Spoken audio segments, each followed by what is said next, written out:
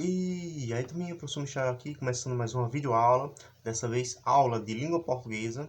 Na aula de hoje a gente vai fazer uma breve revisão sobre o gênero textual chamado de quadrinhos, ou gibis, ou HQs, como você queira chamar, tá certo? Esse videozinho de hoje vai ser apenas uma revisão introdutória, vamos dizer assim. É uma revisão bem curtinha, com relação ao que já vimos nas aulas passadas, incluindo ali as aulas do Simplifica, tá certo? Na próxima aula, eu vou fazer ali uma revisão mais completa, tanto dos quadrinhos, quanto das tirinhas, quanto ali talvez dos mangás também, vai ter ali um pouquinho, já que são gêneros muito parecidos, muito próximos, né? Quando as historinhas estão contadas ali em quadrados, em quadrinhos, tá bom? Então vamos lá aqui, vamos revisar um pouquinho sobre os quadrinhos hoje e amanhã a gente faz ali uma explanação mais ampla, tá certo? Então vamos lá. Quando a gente fala em quadrinhos, certo? A gente vai lembrar muito dessas histórias, ou chamadas de gibis, ou até mesmo das HQs da Marvel, da DC, que a gente já tem um contato maior, né? Essas historinhas, elas contam ali posso dizer assim, diversas narrativas, diversas histórias diferentes. Às vezes vai ser de um super-herói, às vezes de um super-vilão, às vezes simplesmente uma historinha de uma turminha muito bacana que apronta bastante, feito é a Turma da Mônica, tá certo? Ou então a Turma do Pererê, e assim vai. Essas historinhas, elas são justamente textos narrativos. Quem lembra aqui o que são textos narrativos? Que a gente já viu em aulas passadas. A gente já estudou lá a questão dos contos de fadas, das lendas, já estudou ali sobre as fábulas, não é isso? Esses todos aqui, incluindo aí também os quadrinhos ou gibis, como a gente pode chamar, são histórias narrativas, são textos narrativos. O que é um texto narrativo mesmo, professor? Texto narrativo é aquela historinha que narra, que conta um fato. Pode ser real ou imaginário.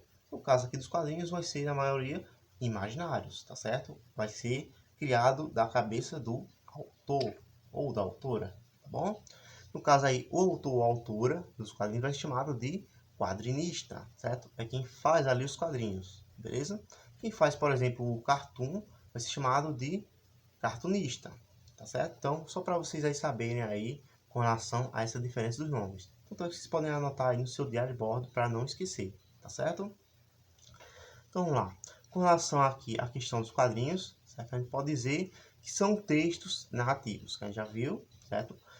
Que você vai ter ali a presença de diferentes tipos de personagens que vão estar em um local específico, a história vai se passar em um local, em um tempo específico, certo? Então, lembre sempre que sempre que eu falar de um texto narrativo, eu vou ter os seguintes elementos. Narrador, certo? Que em algumas histórias vai estar mais presente do que em outras. Eu vou ter os personagens, que é quem faz a minha ação. Eu vou ter sempre o local onde a história se passa e também vou ter o tempo em que ela ocorre. Se foi de manhã, de tarde, de noite, primavera, verão.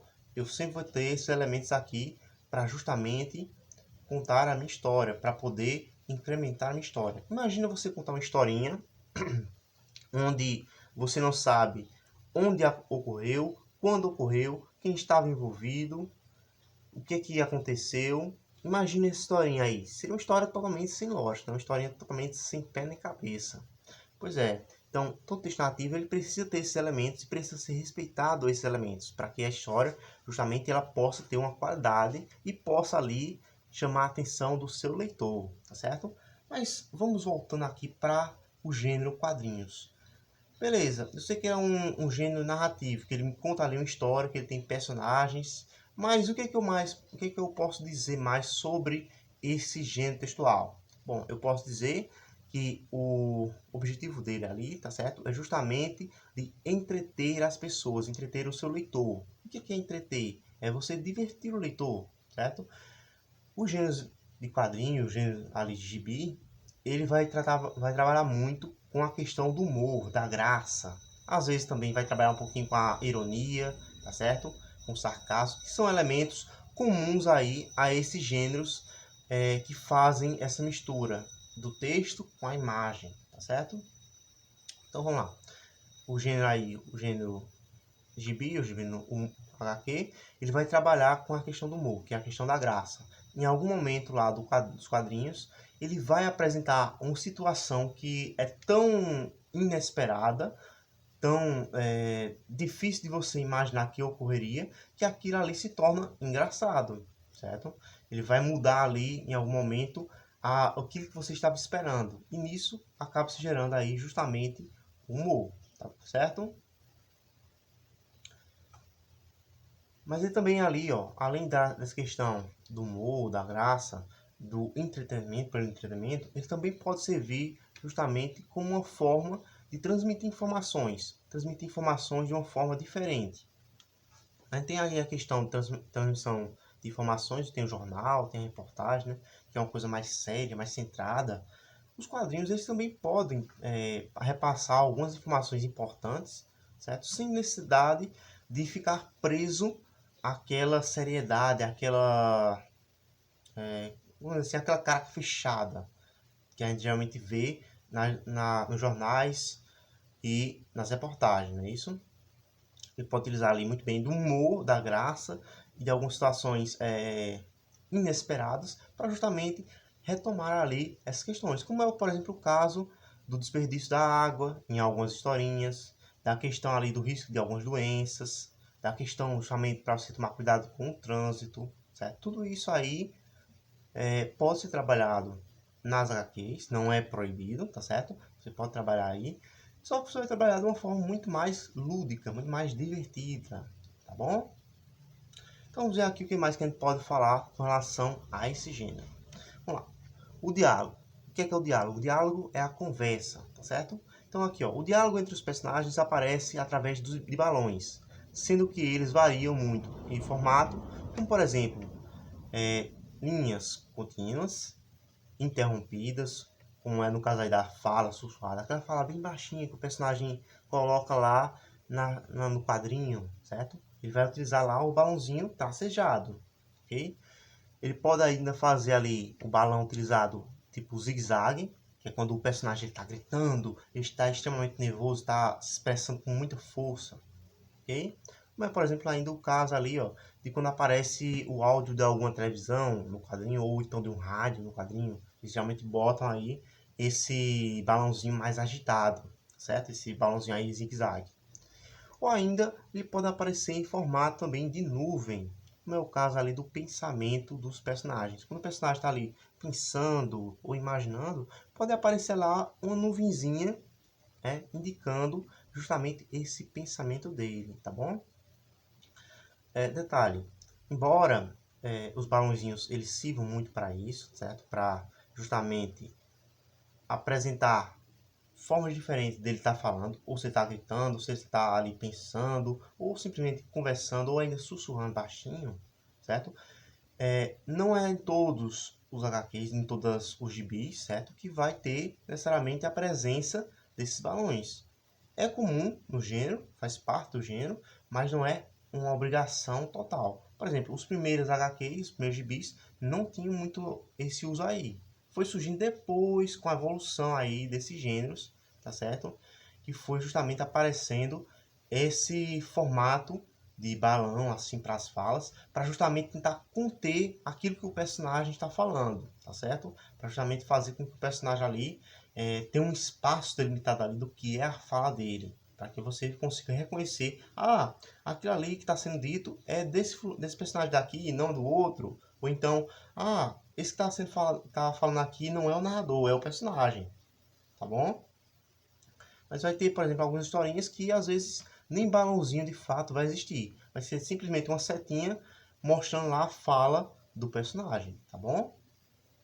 Vamos lá. Temos aí a questão também dos sinais de pontuação, que são de extrema importância, tá certo? Por que eles são de extrema importância? Porque eles vão dar qual é o caráter da fala do personagem. Se ele está exclamando, se está falando com muita força, está afirmando muito, vou utilizar o meu sinal de exclamação. Mas se ele está ali, será que é isso? Não sei o que. Se está perguntando, se está questionando, eu vou utilizar o sinal de interrogação, tá certo? E se ele está assim, ó, já sei, eu posso utilizar ali a reticências, que já é justamente o sinalzinho, os três pontinhos que servem para indicar que esse personagem estava ali pensando, que ele deu uma pausa para pensamento, tá certo? Então vamos lá. Os sinais de pontuação são variados, reforçando a voz dos personagens, indicando o modo como eles relevam seus sentimentos, como raiva, espanto, alegria, tristeza, tá certo? Ainda a presença aí, ó, nas HQs, nos gibis, de onomatopeias. Anote bem esse nome aí no seu diário de bordo para você não esquecer dela, tá bom? O que são onomatopeias? São palavrinhas que a gente usa, certo? Nesses gêneros aí que tem uso de imagens, para justamente representar certos sons. Por exemplo, o som de alguém batendo na porta. A gente pode fazer toque-toque. É um exemplo aí de você justamente representar esse som, certo? Então aí, ó, as onomatopeias, elas causam uma certa animação à história por meio de sons produzidos por pessoas. Por exemplo, o som do ronco, zzz, vários Zzinhos, não é isso? Ou então vários R's para o rosnado ali do cachorro, entre outros aí que podemos ter. Temos aí no caso aí onomatopeias para o ambiente. Por exemplo, se você aí tem uma batida de um carro bate no outro, crack. Ou então um barulho mais forte, representado aí pela onomatopeia, tá bom? Ou ainda uma explosão, boom. Tudo isso vai servir aí para dar justamente mais animação a essa historinha, a essa HQ, ok? Vamos lá, elas são compostas ali por uma linguagem que a gente vai chamar de linguagem verbal, que é a linguagem basicamente que utiliza de palavras, e a gente também vai ter uma linguagem chamada de linguagem não verbal, que vai utilizar justamente das imagens, da expressão do rosto lá dos personagens, o que é que eles vão estar apresentando, tá certo, minha? Bom, por hoje foi só, essa aqui foi só um videozinho introdutório para a gente relembrar um pouquinho do que a gente já trabalhou. Daqui a pouquinho vou passar aqui algumas atividades para vocês no grupo do WhatsApp, tá certo? E amanhã, não esqueçam, a gente vai ter uma aula completa, com vários elementos, eu vou estar explicando detalhadamente cada um deles, tá certo? E também vou apresentar ali, vou revisar com vocês a questão das palavrinhas que a gente chama de substantivos, que servem para dar nome às coisas, e os pronomes, que servem para substituir os substantivos, beleza? Então, um abraço forte e até daqui a pouquinho.